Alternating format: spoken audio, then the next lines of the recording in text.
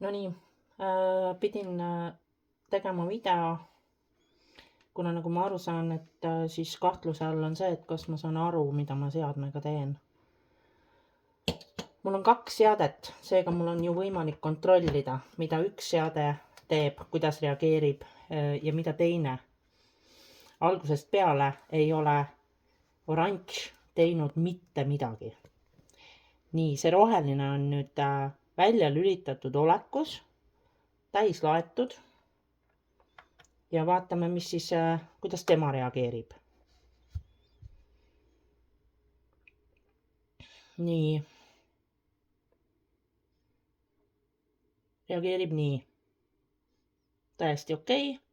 Sisse lülitamisnupust olen ka ta käima pannud ja saanud. Järelikult ma olen võimeline aru saama, kui kaua ma pean seda sisse lülitamisnuppu all hoidma. Ilmselgelt nii kaua, kuni pilt ette tuleb. Nii, teine, palun. Täiesti sügavalt sisse vajutatud nii kaugele, kui läheb, ei ole poole peal. Laadja on ka nagu seesama, mis sellel rohelisel. Ei ole otse seina pandud. On täiesti tavaline aeglane laadja.